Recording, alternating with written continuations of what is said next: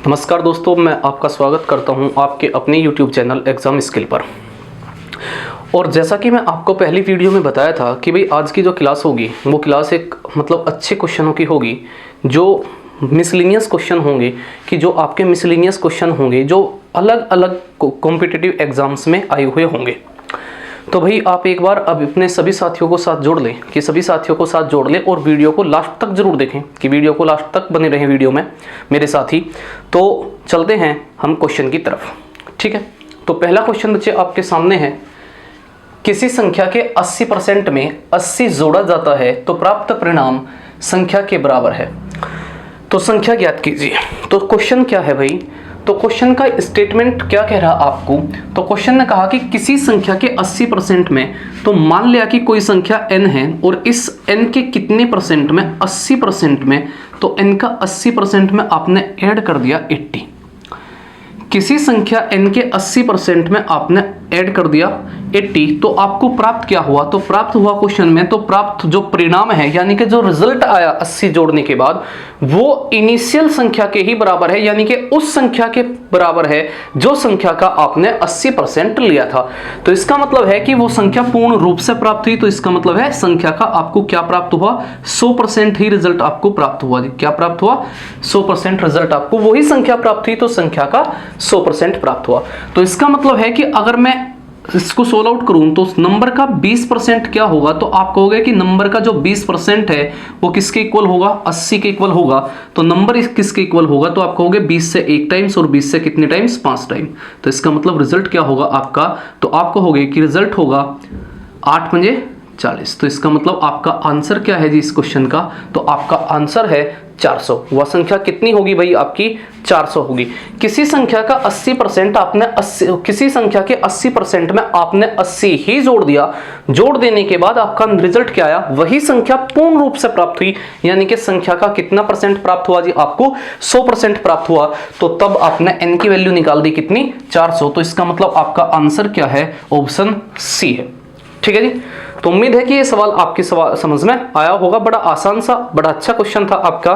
तो चलिए भाई नेक्स्ट क्वेश्चन की तरफ, और साथ के साथ आप कमेंट करते रहें क्वेश्चन का, कि कमेंट करते रहें क्वेश्चन का आप। तो बच्चे चलिए नेक्स्ट क्वेश्चन की तरफ।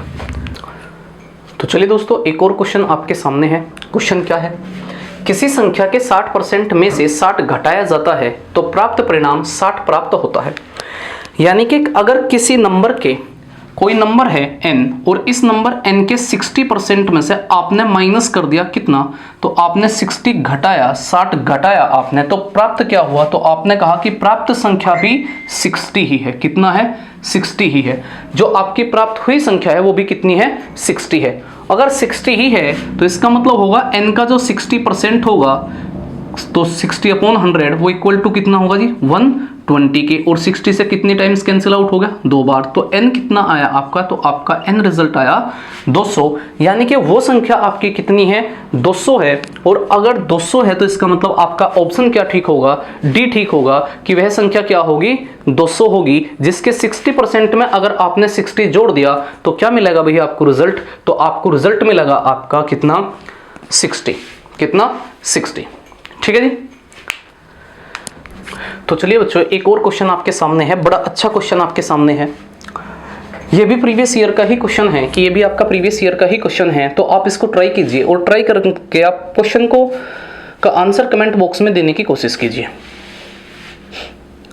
ठीक है। बड़ा अच्छा क्वेश्चन है। और एक बार वीडियो को शेयर करो भाई, जिससे कि ज़्यादा से ज़्यादा बच्चे जुड़ पाएँ, कि ज़्यादा से ज़्यादा बच्चे जुड़ पाएँ। आप अपने सभी ग्रुप्स में एक बार वीडियो को ज़रूर शेयर करो। चलिए मैं क्वेश्चन को समझाता हूं क्या है।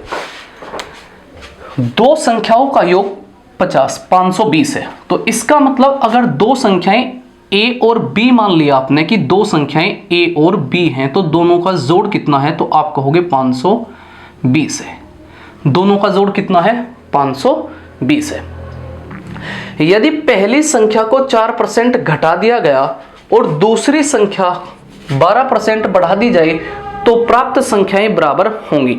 यानी कि अगर आपने कहा कि एक संख्या a है और इस संख्या a का कितना परसेंट घटा दिया गया 4% घटा दिया गया, अगर 4% घटाया गया तो इसका मतलब ए का कितना परसेंट बचा होगा, तो आप कहोगे ए का 96% बचा होगा।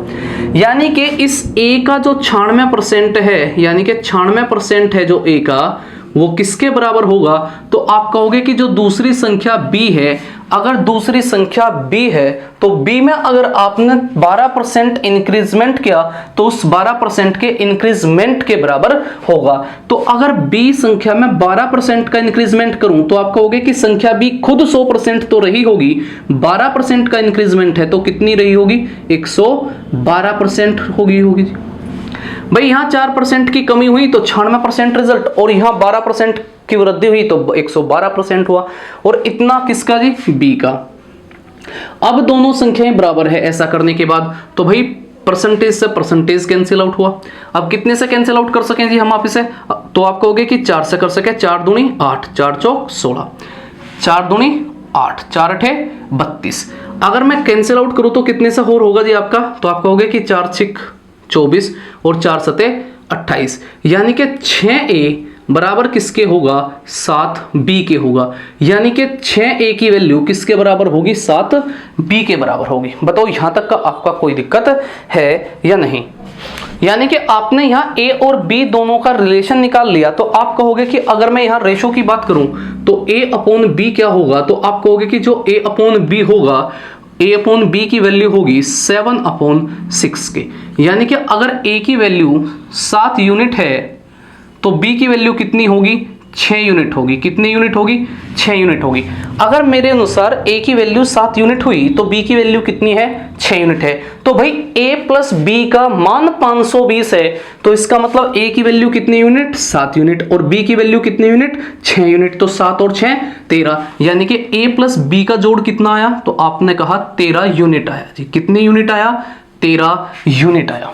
ठीक है भाई, अगर 13 यूनिट आया a और b का मान, और वो 13 यूनिट की वैल्यू है कितनी, 520, तो 1 यूनिट की वैल्यू कितनी होगी, तो 1 यूनिट की वैल्यू आप कहोगे कितनी होगी, 40 होगी। कितनी होगी जी, 40 होगी। अब आपसे पूछा क्या गया, छोटी संख्या।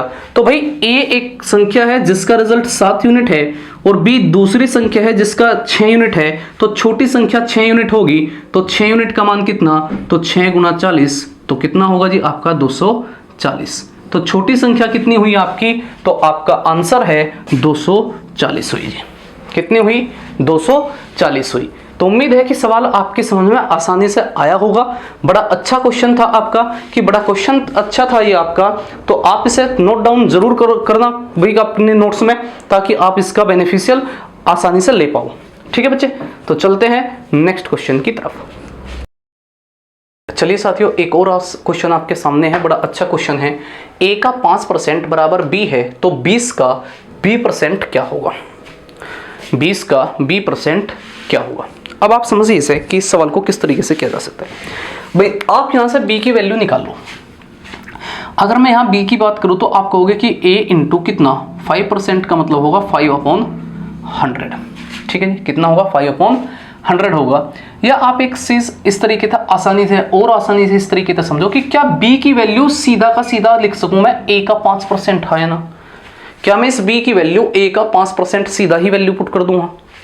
तो इसका मतलब होगा कि अगर मैं यहां b की वैल्यू पुट करूं तो वो होगा 20 का, यानी कि का मतलब होगा आपका क्या, गुणा। तो अगर का मतलब गुणा है तो भाई b की वैल्यू है क्या, तो आप कहोगे a का 5%। क्या है, a का 5% है।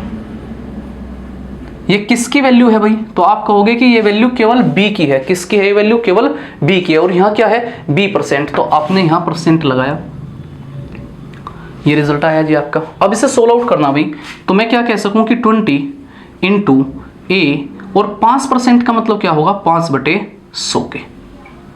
बताओ जी कोई दिक्कत है कि, और यहाँ क्या है, परसेंटेज, कोई दिक्कत यहाँ तक का नहीं है। अब आपने इस 5 से इसको कैंसिल आउट कर दिया तो कितना जी, 20। तो रिजल्ट हुआ 20 इंटू a/20%। ठीक है, अब मेरे भाई इसको क्या लिखा जा सके, कि इसको क्या लिखा जा सके कि 20 का b% क्या होगा, तो क्या होगा जी, तो आप इसे ऐसा भी कह सकें कि अगर मैं इसे सोल्व आउट करूं, कि इसे सोल्व आउट करूं तो 20 से 20 कैंसिल आउट होगा, तो a% भी कहा जा सकता है, a% भी हो सकता है। तो यहाँ इसके आंसर आपके अलग अलग हो सकते हैं। अलग अलग का मतलब है कि एक रूप होगा, दूसरा रूप हो सकता है, लेकिन जो पेपर में आपसे पूछा गया वो क्या था, तो आप कहोगे कि इसको इस तरीके से लिखा जा सकता है कि 20 का a/20%, ऐसा भी तो कह सकता हूं जी मैं। तो ये आपका क्या हो सकता है, आंसर हो सकता है। दूसरा कि अगर मैं इसे इस तरीके से लिख दूं कि 20 इंटू a/20%, परसेंट ऐसे ही रख लिया भाई, 1/100 नहीं, तो क्या आप इसे a% भी कह सकते हैं। तो a% भी आपका आंसर बिल्कुल एक्यूरेट है, और आपका 20 का a/20% भी आपका आंसर बिल्कुल एक्यूरेट है। बस आपको ध्यान ये देना होगा कि आपको ऑप्शन में कौन सा आंसर मैच कराया गया होगा। अगर आंसर इस तरीके का दिया होगा तो आप आंसर इसी तरीके से देंगे, और अगर आंसर इस तरीके से दिया गया होगा तो आप आंसर इसी तरीके से ही देंगे बच्चे। तो उम्मीद है कि अब आप ये सवाल समझ पाए होंगे। तो चलते हैं नेक्स्ट क्वेश्चन की तरफ। तो चलिए दोस्तों, एक और क्वेश्चन आपके सामने है। बड़ा अच्छा क्वेश्चन है, ये बड़ा अच्छा क्वेश्चन है आपके सामने। तो आप इस क्वेश्चन को भी ट्राई कीजिए, कि इस क्वेश्चन की भी ट्राई कीजिए कि इस तरीके का क्वेश्चन अगर है तो हम किस तरीके से सॉल्यूशन देंगे भाई उसका। ठीक है, तो चलिए करते हैं बच्चे, अपने क्वेश्चन की तरफ बढ़ते हैं, और अगर आपने अभी तक मेरी पहली वीडियोस नहीं देखी हैं परसेंटेज की या डिजिटल सम की, तो आप उनको जाकर प्लेलिस्ट में आप क्या कर वॉच कर सकते हैं। तो भाई आप उनको ज़रूर देखिए, उन वीडियोस को भी। ठीक है, तो चलते हैं भाई नेक्स्ट क्वेश्चन की तरफ। क्या है मेरा ये क्वेश्चन, a का x% बराबर b का y% है, तो b का z% ज्ञात कीजिए। यानी कि आपको निकालना क्या है, b का z% निकालना है। अब आप ध्यान से समझो, अगर यहाँ b और z है तो यहाँ से मैं किसकी वैल्यू निकाल सकूँ, तो आप कहोगे कि मैं b की वैल्यू यहाँ से निकाल के यहाँ पुट कर दूँ। क्यों? क्योंकि z की वैल्यू तो आप यहाँ से नहीं निकाल पाओगे, यहाँ z है ही नहीं। तो आप यहाँ से b की वैल्यू निकालो और यहाँ पुट कर दो। ठीक है भाई, b की वैल्यू निकाल के यहाँ पुट करेंगे तो किस तरीके से, आप कहोगे कि अगर मैं b को यहीं रख लूँ तो आप उनका रिजल्ट क्या होगा, तो आप कहोगे कि b बराबर होगा a का, बल्कि a का क्या, आपका का मतलब क्या समझोगे, गुणा। तो इसका मतलब ax% अपॉन क्या होगा, तो आपका का मतलब गुणा है, तो y साइड में गया होगा तो क्या होगा, y%। तो भाई परसेंट से परसेंट कैंसिल आउट हुआ, तो इसका मतलब है कि जो b की वैल्यू है वो क्या है, ax/y है। क्या है, ax/y है जी। ठीक है, यहाँ तक बात समझ में आई जी। बोलो हाँ या ना बोला करो भाई, जहाँ भी बैठे होंगे हाँ या ना जरूर बोला करो एक बार। ठीक है, तो बढ़े जी आगे। चलो, अगर b की वैल्यु ax/y है तो आप b की वैल्यू यहाँ पुट कर दो, इस इक्वेशन में पुट करेंगे जी। तो क्या होगा, तो आप कहोगे कि b का मतलब है ax/y का z%। तो भाई आपका ये आंसर भी ठीक है, कि ये आंसर भी आपका बिल्कुल ठीक है। क्यों ठीक है, क्योंकि आप परसेंटेज को ट्रांसफर कर सकते हैं। तो यहाँ आपके 2-3 आंसर मतलब कि रूप हो सकते हैं आंसर के। तो जो ऑप्शन में बेस्ट आंसर होगा वही, बेस्ट का मतलब होगा कि कोई एक ही मैच करेगा, 2 मैच नहीं कर सकते भाई इसमें, तो एक ही मैच करेगा, तो आप उसी को क्या करोगे, आंसर कर दोगे। या मैं इसे किस तरीके से लिख सकता हूं, मैं लिख सकता हूं भाई कि ax का z/y%, ऐसा भी लिख सकता हूं भाई। मैं इसी को क्या लिख सकता हूं कि zx/y का a%, ऐसा भी लिख सकता हूं। तो ये सब के सब आंसर क्या होंगे, आपके एक्यूरेट ही होंगे। तो ऑप्शन में जो भी आंसर आपको मैच करेगा आप उसी को ही आंसर देंगे भाई। तो उम्मीद है कि ये सवाल आपकी समझ में आया होगा। देखो ऑप्शन में ऐसा नहीं हो सकता कि 2 आंसर मैच कर जाएं, इस तरीके के क्वेश्चन में वो एक ही आंसर मैच होगा। क्यों? क्योंकि परसेंटेज आप यहां से इस पे भी शिफ्ट कर सकते हैं, दूसरे पे भी शिफ्ट कर सकते हैं। तो आंसर जिस तरीके से मांगने की कोशिश करेगा क्वेश्चन, उसी तरीके से हम आंसर देंगे भाई। तो ये सभी आंसर ठीक हैं, जो भी आपका आंसर होगा ऑप्शन में फिट होगा वही आंसर दिया जाएगा भाई। आपके ये सभी आंसर क्या होंगे, एक्यूरेट होंगे बच्चे। ठीक है, जो पेपर में पूछा गया क्वेश्चन था उसका आंसर उसने ऑप्शन में ये दिया था सी। ठीक है, यानी कि इस फॉर्मेट का आपको आंसर दिया गया था, लेकिन ये भी फॉर्मेट आ सकते हैं आंसर के रूप में। ठीक है, तो चलते हैं नेक्स्ट क्वेश्चन की तरफ। तो चलिए दोस्तों, एक और क्वेश्चन आपके सामने है जो बड़ा बेहतरीन सवाल है। तो आइए हम इस सवाल को सोल्व आउट करते हैं। ठीक है, तो आप जो है इस सवाल को बहुत ध्यान से पढ़िए, क्योंकि बड़ा अच्छा क्वेश्चन है। 2 संख्याएं हैं, जब पहली संख्या में 160% की वृद्धि हुई तो प्राप्त संख्या दूसरी संख्या से 86 कम है, 86 कम है। इस बात को समझो भाई, क्या है, ध्यान से समझियो क्या है। मान लिया कि मेरे पास पहली संख्या और दूसरी संख्या है। आपने कहा कि अगर मैं पहली संख्या में कितने की इंक्रीजमेंट कर दूं, तो आपने कहा कि 160% बढ़ा दिया। कितने परसेंट बढ़ा दिया? 160% बढ़ाया। तो 160% बढ़ा देने के बाद भी जो दूसरी संख्या है उस दूसरी संख्या से 86 कम रही पहली संख्या। अगर पहली संख्या को 160% बढ़ाया गया तो भी वह दूसरी संख्या से कितनी कम है? तो आप कहोगे कि वह दूसरी संख्या से तब भी कितनी कम है? 86 कम है। तो इसका मतलब यह हुआ कि 160% करने के बाद भी आपको 86 और जरूरत होगी, यानी कि 160% बढ़ाया और इसके साथ साथ 86 और बढ़ाऊं तो तब जाके आपका रिजल्ट क्या होगा? तब जाके आपका रिजल्ट दूसरी संख्या बन पाओगे जी आपकी। पहली संख्या में 160% की वृद्धि की तब भी दूसरी से 86 कम है, तो इसका मतलब पहली संख्या में 160 की वृद्धि करने के बाद अगर 86 और जोड़ दूं तो वह संख्या पहली संख्या के बराबर होगी। ठीक है जी, कोई दिक्कत तो नहीं। अब दूसरी कंडीशन पढ़ो कि दूसरी कंडीशन है क्या। यदि पहली संख्या को 110 बढ़ाया गया, यानी कि दूसरी कंडीशन दी गई कि भाई आपको यह बात कहा गया कि अगर यह पहली संख्या है आपकी, यह पहली संख्या है और दूसरी संख्या है, अगर इस पहली संख्या को केवल 110 बढ़ा दिया। क्या बढ़ा दिया? 110। यहां 160% बढ़ाया था लेकिन यहां परसेंटेज में नहीं 110 बढ़ाया गया, तो यह संख्या दूसरी से कितनी कम रह जा? तो आप कहोगे कि 200 कम है। तो इसका मतलब अगर मैं इसे 200 और दे दूं, अगर मैं इसको 200 और दे दूं तो क्या वो दूसरी संख्या के बराबर होगी? हाँ या ना? अगर पहली संख्या में 110 जोड़ दिए तो क्या 110 जोड़ देने के बाद आपकी संख्या दूसरी से 200 कम है? तो इसका मतलब अगर 200 और दे दूं तो पहली संख्या ही दूसरी संख्या के बराबर होगी। हाँ है ना? तो आप कहोगे बिल्कुल ठीक बात है। अगर ठीक बात है तो आप सिर्फ यहां इतना ध्यान दो कि अगर मैं पहली संख्या को 110 बढ़ाया और तब भी दूसरी संख्या 200 कम रही, 200 कम है जी दूसरी संख्या से, तो इसका मतलब पहली और दूसरी संख्या के बीच अंतर है कितना? तो आप कहोगे 110 प्लस 200 यानी कि 310 का है जी अंतर। बोलो कहोगे या नहीं भाई? क्यों कहोगे? भाई इस पहली संख्या में आपने 110 जोड़ दिया तब भी दूसरी संख्या से 200 कम है, मतलब कि कितना? तो आप कहोगे कि कुल मिला के 310 नंबर कम रही होगी, यानी कि पहली संख्या दूसरी संख्या से 310 कम है, तभी तो 110 बढ़ाने के बाद भी 200 कम बची। तो इसका मतलब दोनों के बीच का अंतर है कितना मेरे भाई? तो अंतर है 310 का। आई बात समझना भाई? दोनों के बीच का अंतर कितना है? 310 का है जी दोनों के अंतर। अगर दो संख्याओं के बीच का अंतर 310 है तो क्या यहां भी दो संख्याओं उन दोनों ही संख्याओं के बीच का अंतर 310 होगा?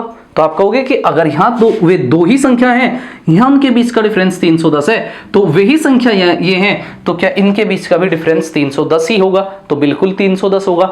अब भाई बताओ कि इनके बीच का डिफरेंस है कितना? तो आप कहोगे पहली संख्या का 160% बढ़ाया और उसके बाद 86 बढ़ाया, तो इसका मतलब मैं क्या कह सकूं कि पहली संख्या का 160% प्लस कितना? 86, तो क्या वो बराबर 310 के होगा? क्योंकि इन दोनों के बीच गैप कितना है? पहली संख्या का 160%, क्योंकि आपने पहली संख्या को 160% बढ़ाया और तब भी 86 कम है तो प्लस 86, तो दोनों के बीच का गैप कितना?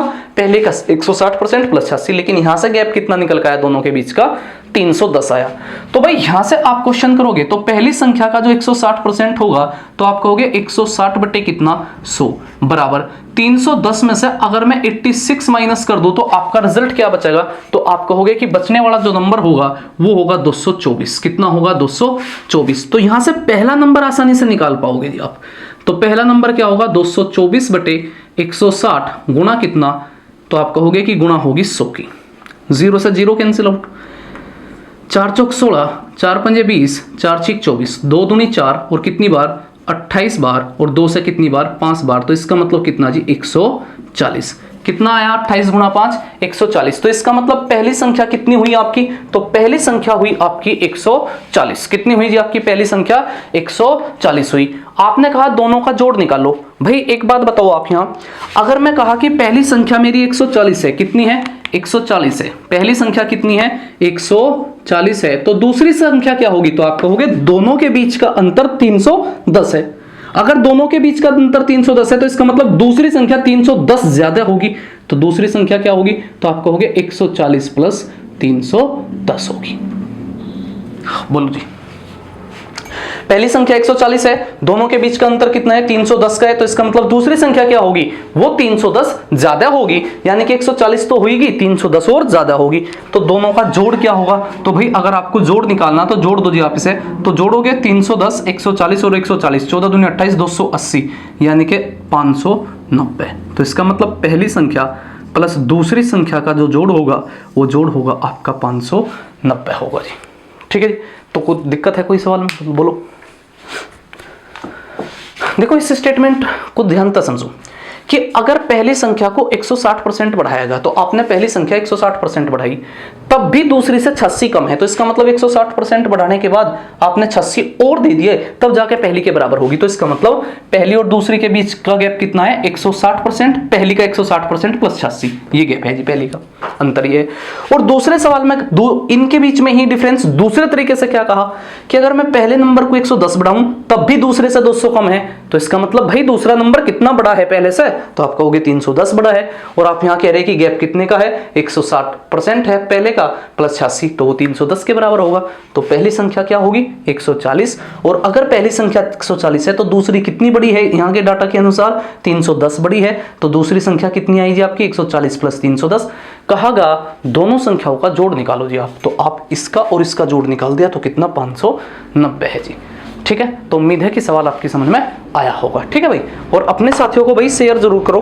ठीक है, और जो भी साथी मतलब कि जो भी बच्चे अभी लाइव हैं वे अपने साथियों को जो है जरूर शेयर करके क्लास में लेके आया करो। ठीक है बच्चे, तो चलते हैं नेक्स्ट क्वेश्चन की तरफ। तो चलिए भाई एक और बड़ा बेहतरीन सवाल आपके सामने है, कि एक और बड़ा बेहतरीन सवाल आपके सामने है, तो आप इस क्वेश्चन को करिए भाई। ठीक है, करो।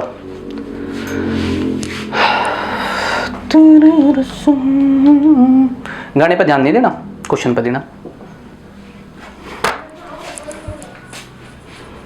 ठीक है, क्वेश्चन क्या है, x का y% 150 है और z का y% 300 है, और z का y% कितना है 300 है, तो x व z में संबंध बताओ कि x व z में संबंध क्या है।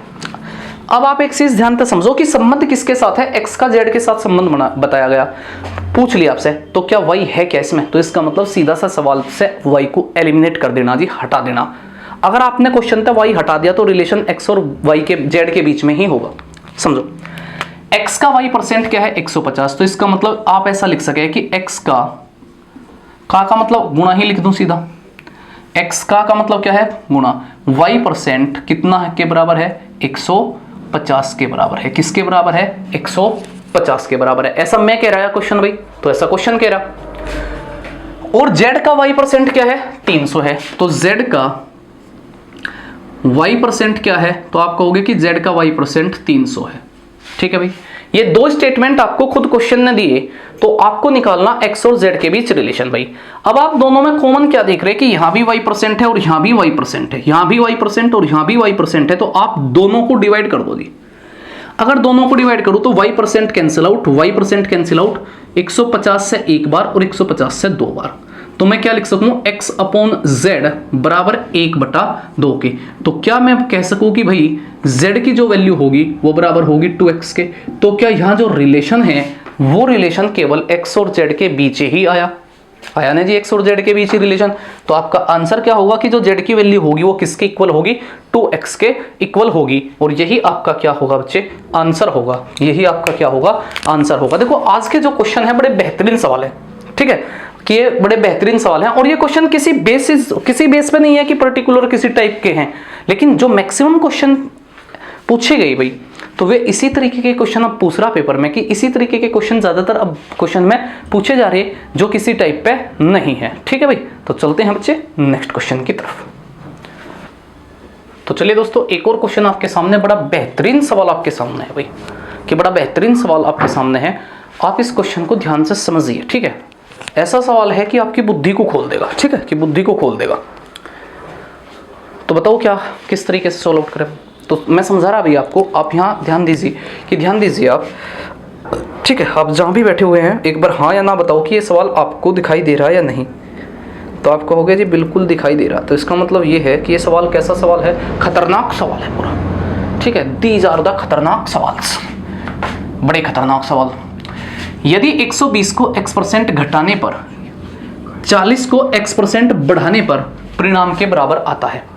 इसका मतलब है कि अगर मैं 120 को कितने परसेंट घटा दूं, तो आपने कहा 120 को आप घटा दो जी x%, तो 100% खुद वैल्यू होगी, आपने x% घटा दिया तो बचा कितना होगा 100 माइनस x, इतने परसेंट। किस तरीके से, अगर आपके पास कोई संख्या खुद 100% थी, आपने 30% कम कर दिया तो बचा कितना होगा, आप कहोगे 100 माइनस 30 यानी कि 70%, यानी कि 100 में से घटाया होगा।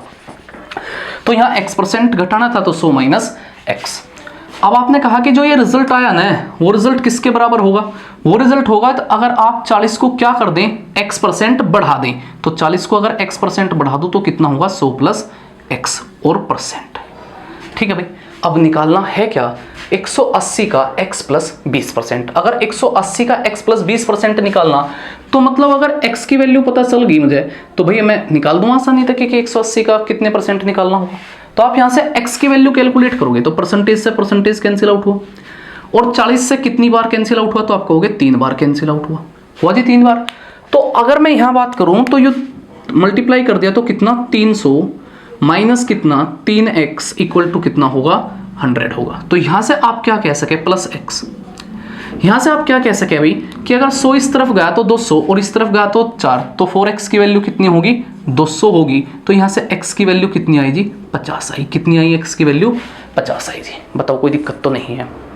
अगर x की वैल्यू 50 है, अगर x की वैल्यू 50 है तो इसका मतलब मुझे निकालना क्या 180 का x प्लस 20, तो x की वैल्यू 50 है तो इसका मतलब 50 प्लस 20 कितने परसेंट निकालना जी 70%। तो 180 का 70% निकालना जी आपको, क्यों, क्योंकि 50 प्लस 20 बटे कितना 100, तो रिजल्ट क्या होगा 126 है जी। तो 126 ही आपका आंसर है 25 सवाल का। ठीक है, तो उम्मीद है कि ये सवाल बड़ा आसान सा था, आप आसानी से समझ पाए होंगे, लेकिन बड़ा अच्छा ही क्वेश्चन था कि बड़ा अच्छा ही क्वेश्चन था। तो आप इसे क्वेश्चन को नोट डाउन करो, कि नोट डाउन कीजिए आसानी से और समझिए भाई क्वेश्चन को कि क्वेश्चन है क्या। ठीक है भाई, देखो आप जो है मैथ का जो आज का पार्ट है, मैं कल आपको समझाया था कि भाई आज का बेनिफिशियल सेशन होगा आपका। तो जो ये क्वेश्चन है ये वेरियस एग्जामिनेशन में जो कॉम्पिटिटिव एग्जाम्स हैं उनमें आए हुए क्वेश्चन हैं। ठीक है, तो ये क्वेश्चन ऐसे हैं कि ये किसी फिक्स पैटर्न पे बेस्ड नहीं है, तो आप इनमें मैक्सिमम अपना दिमाग जो इंटेलेक्चुअल है आप यानी कि जो बुद्धि है उनका यूज करो कि हम किस तरीके से क्वेश्चन को सोल्व आउट कर सकते हैं। ठीक है बच्चे, आपने एक बार पूरी वीडियो को देख लिया तो देखने के बाद आप दोबारा वीडियो को जाकर देखिए, तब जाके आप बेस्ट तरीके से क्वेश्चन को क्या कर पाओगे, अप्रोच कर पाओगे, कि क्वेश्चन पे अप्रोच अच्छे तरीके से कर पाओगे भाई।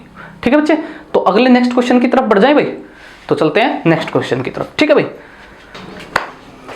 तो चलिए माय डियर एक डियर सही सवाल आपके सामने है, बढ़िया सवाल है, तो करिए इस क्वेश्चन को। क्वेश्चन क्या है, एक मकड़ी एक घंटे में एक पोल के 62 सही 1/2% ऊंचाई तक चढ़ती है और अगले घंटे में वह शेष ऊंचाई का 12.5% चढ़ती है। जो बची हुई ऊंचाई है उसका 12.5% चढ़ती है भाई।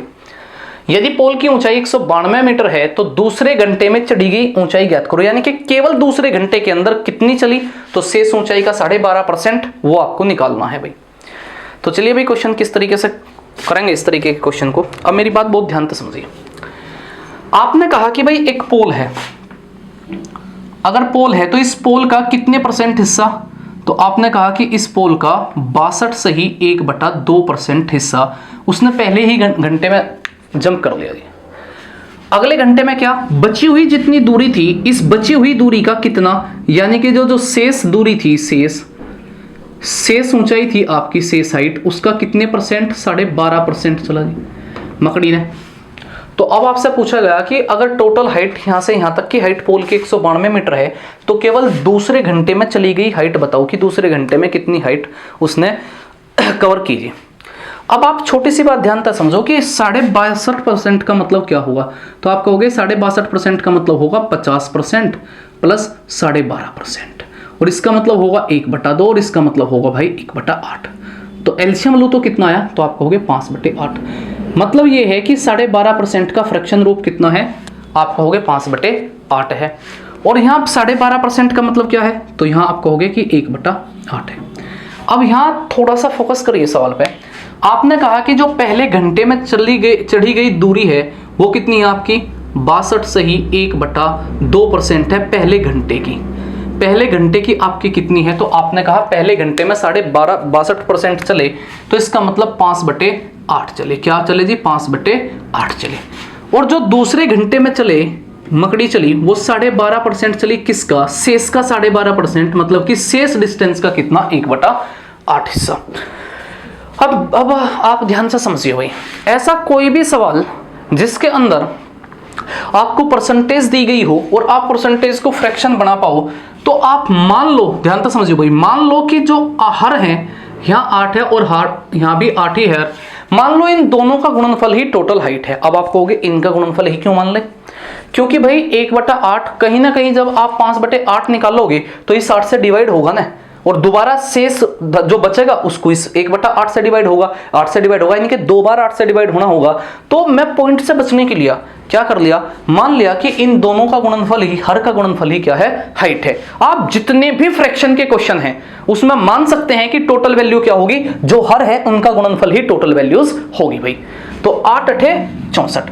तो मान लिया कि मेरे अनुसार जो टोटल हाइट है, मेरे अनुसार जो टोटल हाइट है वो हाइट मान ली मैं कितना, तो आपने कहा 64 यूनिट है। कितने यूनिट है, तो आपने कहा 8 और 8 गुना कितना 64।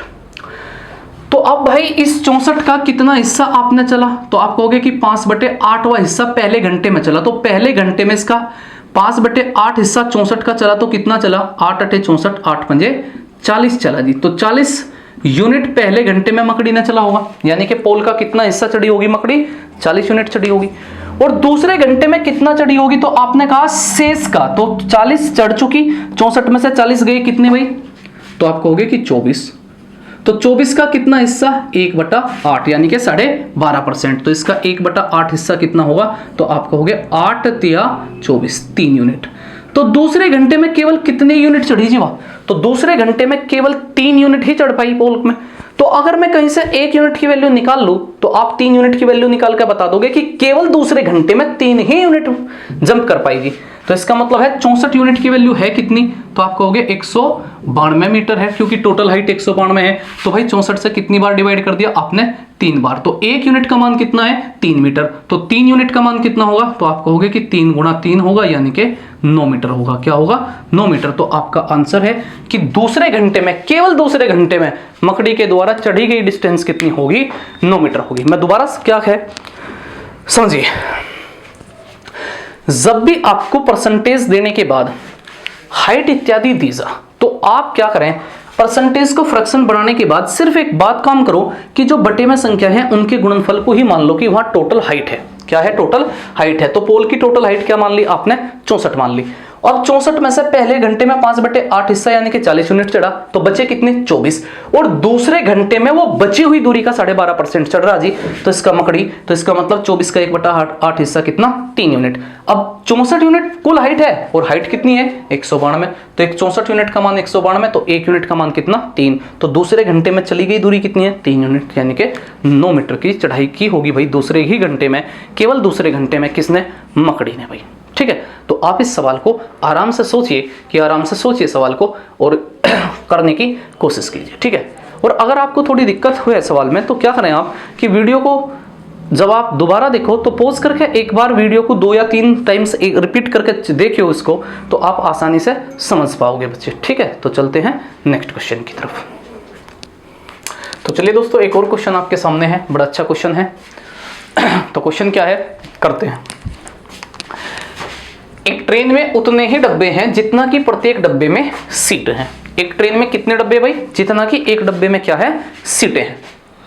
एक डब्बे में 25 व्यक्ति हैं, जो उसकी क्षमता का 71 से ही 3/7% है। यानी कि एक डब्बे में बैठे हुए व्यक्ति कितने हैं, 25 हैं, जो उस डब्बे की कुल क्षमता का कितना है, 71 से ही 3/7% है। तो इसका मतलब और भी व्यक्ति बैठ सकते हैं, लेकिन और सीटें क्या हैं, खाली हैं। अधिकतम यात्रियों की संख्या ज्ञात करो यदि 20% स्थान सदैव रिक्त रहे। तो सवाल बड़ा आसान सा है, समझो भाई क्या है। आप सबसे पहले इस बात को समझो कि भाई जो 71 सहित 3/7% है, इसका फ्रैक्शन मतलब क्या होगा। तो आप कहोगे कि जो 71 सहित 3/7 है, इसका फ्रैक्शन में मतलब होगा जी आपका 5/7। क्या होगा, 5/7। क्या होगा जी 5/7 होगा। अब सवाल को समझो भाई, एक डब्बे में 25 व्यक्ति बैठे हैं जो उसकी क्षमता का कितना है 71 सही 3/7% है। तो 71 सही 3/7% का मतलब हुआ 5/7। तो इसका मतलब है क्या, इसका मतलब है कि अगर टोटल क्षमता आपकी कितनी है 7 यूनिट है आपकी, क्या टोटल क्षमता कि टोटल कैपेसिटी आपकी क्या है, उस गाड़ी की उस ट्रेन की टोटल कैपेसिटी एक डब्बे की कितनी है 7 यूनिट की। तो व्यक्ति कितने पे बैठे हुए हैं जी उसके, तो आप कहोगे कि अगर डब्बे की कुल क्षमता 7 यूनिट है तो 7 यूनिट के 71 सही 3/7% यानी कि कितना 5 यूनिट पे व्यक्ति बैठे हुए हैं, सीटिंग है। तो इसका मतलब 5 यूनिट पे आपका क्या है सीटिंग है, और 5 यूनिट पे सीटिंग है तो व्यक्ति बैठे कितने डब्बे में जी, तो आप कहोगे 25 बैठे जी। तो इसका मतलब 5 यूनिट की वैल्यू कितनी है, तो आप कहोगे कि 5 की वैल्यू कितनी है 25 है। तो 1 यूनिट का मान बताओ जी आप क्या होगा, तो 1 यूनिट का मान आपका क्या होगा 5 होगा। क्या होगा 5 होगा। इसका मतलब ये है कि अगर 7 यूनिट एक डब्बे में टोटल सीट थी भाई, तो उस सीट के 71 से ही 3/7 पे ही व्यक्ति बैठे हुए हैं, और व्यक्ति कितने हैं 5 यूनिट में बैठे हुए हैं, क्योंकि 7 का 71 से ही 3/7 क्या होगा 5 यूनिट। लेकिन व्यक्ति कितने डब्बे में है 25 हैं जी व्यक्ति। तो इसका मतलब 7 यूनिट में से 5 पे ही सीटिंग है, और सीटिंग अगर 5 पे है तो कितने बैठे हुए हैं जी 25। तो इसका मतलब 1 यूनिट का मान कितना है 25। तो इसका मतलब ये है कि 1 यूनिट का मतलब 5 सीट है, कि 1 यूनिट का मतलब 5 सीट है। तो टोटल सीट कितनी होगी, तो आप कहोगे कि जो टोटल सीट होगी वो सीट कितनी होगी, तो आप कहोगे 7 यूनिट, तो 7 गुणा 5 तो 35 सीट होंगी एक डब्बे के अंदर।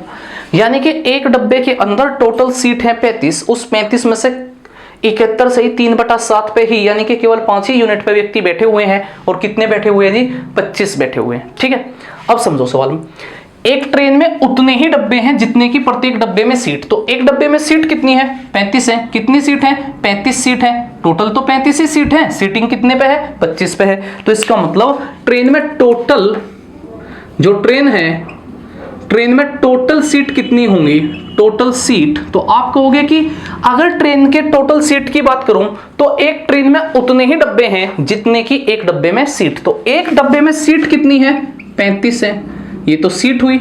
तो भाई डब्बे कितने होंगे, तो आप कहोगे कि डब्बे भी 35 ही होंगे, क्योंकि अगर एक डब्बे में 35 सीट हैं तो उतने ही डब्बे भी हैं, तो इसका मतलब 35 है। तो टोटल कितना हुआ, तो आप कहोगे कि 25 4 12 1225 टोटल सीट हैं जी। उस ट्रेन में टोटल कितनी सीट है 1225 सीट है, यानी कि वहां बैठ के कितने मैक्सिमम व्यक्ति जा सके 1225 टोटल बैठ के जा सके जी। लेकिन सवाल ने क्या कहा कि 20% स्थान सदैव रिक्त रहता है। तो ट्रेन के अंदर टोटल सीट हुई कितनी 1225, इनमें से 20% क्या हुई रिक्त, और अगर 20% रिक्त हुई तो मैक्सिमम पॉसिबिलिटी कितनी है आपकी, तो आप कहोगे कि 1225 का केवल 80% ही सीटिंग होगा। क्यों होगा जी 80%, क्योंकि 20% तो सदा क्या होगा रिक्त होगा।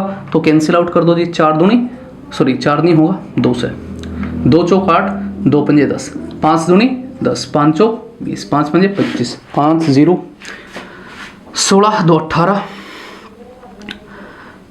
4 दूनी 8 और 1 9, यानी कि 980 मैक्सिमम व्यक्ति बैठ के जा सके जी उस गाड़ी के अंदर, अगर 20% सीट क्या होंगी सदैव खाली होंगी भाई।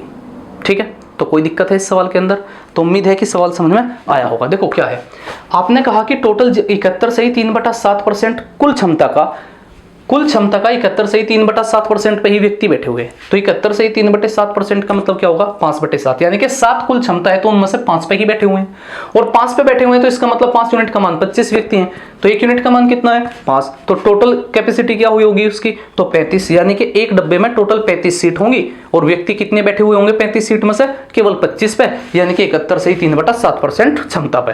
ठीक है, तो अगर एक डब्बे में 35 सीट है तो कहा कि एक डब्बे में जितनी सीट है उतने ही डब्बे भी होंगे। तो एक डब्बे में 35 सीट तो 35 ही डब्बे भी होंगे। तो टोटल कितनी सीट, एक डब्बे में 35 तो 35 डब्बे में कितनी 1225। अब इनमें से 20% सीट हमेशा खाली रहनी जी, तो 80% भरी हुई होंगी, तो भरी हुई होंगी तो 980 व्यक्ति मैक्सिमम पहुंच पाएंगे जी ट्रेन के माध्यम से। तो ये आपका आंसर होगा 980। तो मैं आज आपको जो समझाने की कोशिश की भाई, कि जो मैं आपको आज समझाने की कोशिश की वो वेरियस टाइप के क्वेश्चन थे। तो उम्मीद है कि आज आपकी समझ में चीज़ें आई होंगी भाई। तो आप जो है, अगर आपने मेरी पहली वीडियोस नहीं देखी हैं तो आप पहले से आके परसेंटेज की उन वीडियोस को जरूर देखें, और आज की जो वीडियो है इसे मैक्सिमम शेयर कीजिए। आप देखने के बाद अपने साथियों के साथ जो बचे हुए हैं उनके साथ भी मैक्सिमम शेयर कीजिए, ठीक है। और थैंक यू वेरी मच, मिलते हैं कल की क्लास में।